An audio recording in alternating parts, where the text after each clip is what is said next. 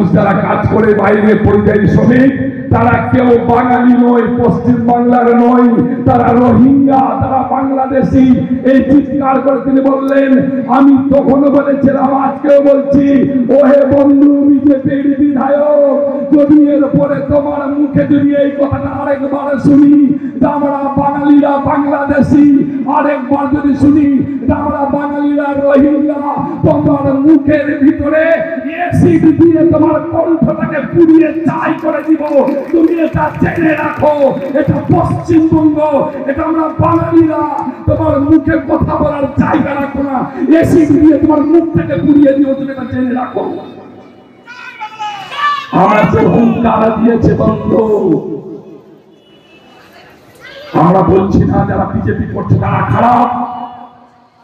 আমাদের এখানে যারা বিজেপি করছে তারা দল করছে, আমরা তাদেরকে সমর্থন করি।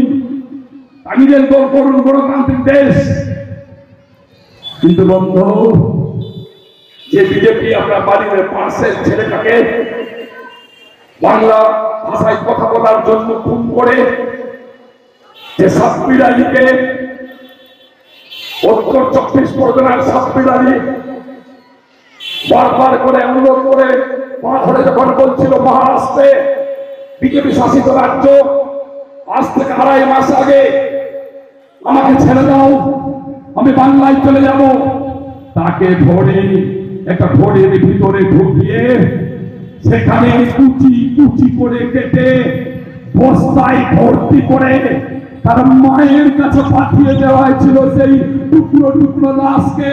আর তার মা কখনো পায়ের দিকে ধরছে, এটাই বোধহয় আমার সাব্বির, কখনো মাথার খুলি ধরে কাঁদছে, এটাই বোধহয় আমার সাব্বির। টুকরো টুকরো মাংসটাকে এক জায়গায় জোগাড় করে বলছিল, ওরে আমার সাব্বির, তুই আমার কোলে আয়। এটাই করেছিল বিজেপি মহারাষ্ট্রে, তার বিরুদ্ধে রুখে দাঁড়াতে হবে।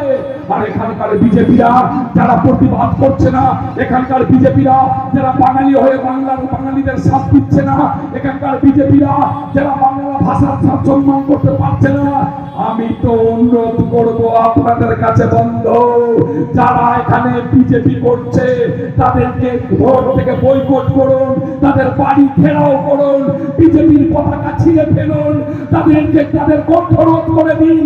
বিজেপির সমর্থন করা যাবে না।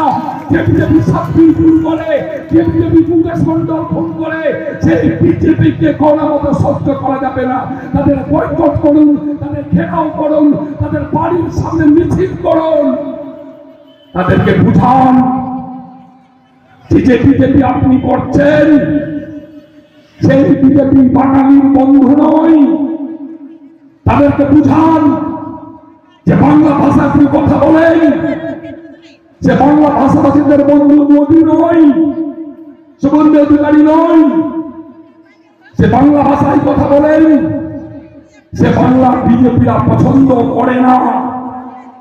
বিজেপি সাংসদ পরে যদি এরকমের অগণতান্ত্রিক আন্দোলন করতে দেখেছি বন্ধু, আমাদের গ্রামে ফুটবেড়া মেলা হয়, ফুটবেড়া দেখেছেন? ফুটবেড়ার বাড়ি পড়বে পিঠে, ধরাম ধরাম করে আওয়াজ হবে বন্ধ।